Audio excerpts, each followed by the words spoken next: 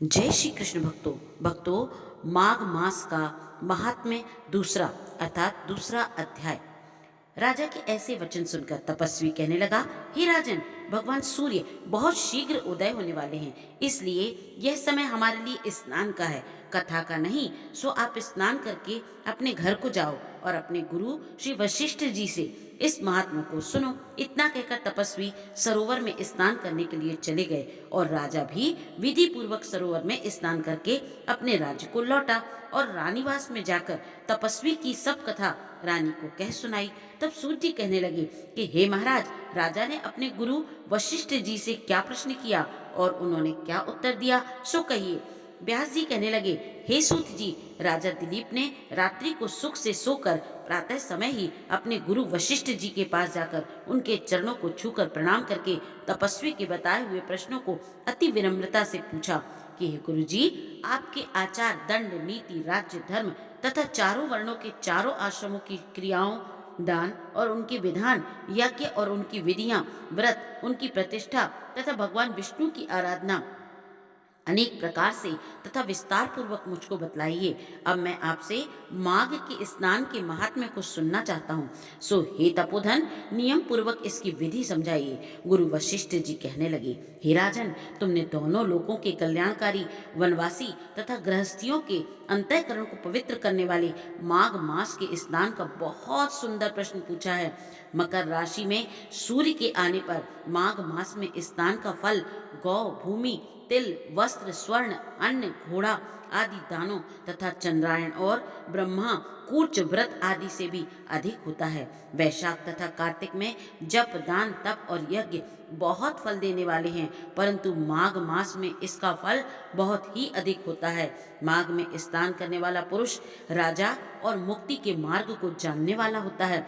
दिव्य दृष्टि वाले महात्माओं ने कहा है कि जो मनुष्य माघ मास में सकाम या भगवान के निमित्त नियम पूर्वक माघ मास में स्नान करता है, वह अनंत फल वाला होता है।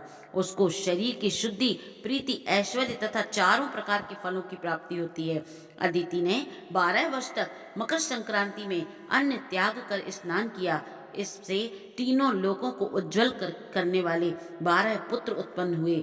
माघ में स्नान करने से ही रोहिणी, सुभगा, अरुंधति दानशीलता हुई और इंद्राणी के समान रूपवती होकर प्रसिद्ध हुई। जो माघ मास में स्नान करते हैं तथा देवताओं के पूजन में तत्पर रहते हैं, उनको सुंदर स्थान, हाथी और घोड़ों की सवारी तथा दान को द्रव्य प्राप्त होता है। अतिथियों से उनका घर भरा रहता है और उनके घर में सदा वेद ध्वनि होती रहती है। वह मनुष्य धन है जो माघ मास में स्नान करते हैं, दान देते हैं तथा व्रत और नियमों का पालन करते हैं। और दूसरों के पुण्यों के क्षीण होने से मनुष्य स्वर्ग से वापस आ जाता है, परंतु जो मनुष्य माघ मास में स्नान करता है वह कभी स्वर्ग से वापस नहीं आता।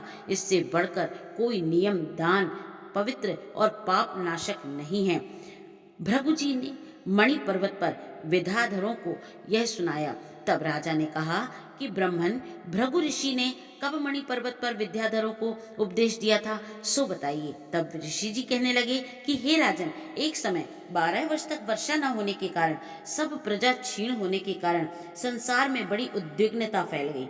हिमाचल और विंध्याचल पर्वत के मध्य का देश निर्जन होने के कारण श्राद्ध, तप तथा स्वाध्याय सब कुछ छूट गए। सारा लोक विपत्तियों में फंसकर प्रजाहीन हो गया। सारा भूमंडल फल और अन्न से रहित हो गया तथा विंध्याचल से नीचे बहती हुई नदी के सुंदर वृक्षों से आच्छादित अपने आश्रम से निकलकर श्री भृगु ऋषि अपने शिष्यों सहित हिमालय पर्वत पर गए। इस पर्वत की चोटी नीली और नीचे के हिस्सा सुनहरी होने से सारा पर्वत पीतांबरधारी श्री भगवान के सदृश लगता था।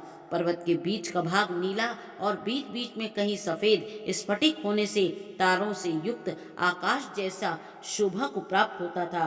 रात्रि के समय वह पर्वत दीपकों की तरह चमकती हुई दिव्य औषधियों से पूरित किसी महल की शोभा को प्राप्त होता था। वह पर्वत शिखाओं पर बांसुरी बजाती और सुंदर गीत गाती हुई किन्नरियों तथा केले के पत्तों की पताकाओं से अत्यंत शोभा को प्राप्त हो रहा था।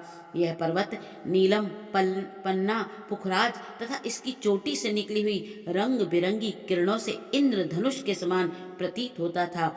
स्वर्ण आदि सब धातुओं से तथा चमकते हुए रत्नों से चारों ओर फैली हुई अग्नि ज्वाला के समान शोभायमान था। इसकी कंदराओं में काम पीड़ित विद्याधारी अपने पतियों के साथ आकर रमण करती है और गुफाओं में ऐसे ऋषि मुनि जिन्होंने संसार के सब क्लेशों को जीत लिया है रात दिन ब्रह्मा का ध्यान करते हैं और कई एक हाथ में रुद्राक्ष की माला लिए हुए शिव की आराधना में लगे हुए हैं। पर्वत के नीचे भागों में जंगली हाथी अपने बच्चों के साथ खेल रहे हैं तथा कस्तूरी वाले रंग बिरंगे मृगों के झुंड इधर उधर भाग रहे हैं। यह पर्वत सदा राजहंस तथा मोरों से भरा रहता है, इसी कारण इसको हेमकुंड कहते हैं। यहाँ पर सदैव ही देवता गुह्यक और अप्सरा निवास करते हैं। इति श्री माघ महात्म्य द्वितीय अध्याय समाप्त। जय श्री कृष्ण भक्तों।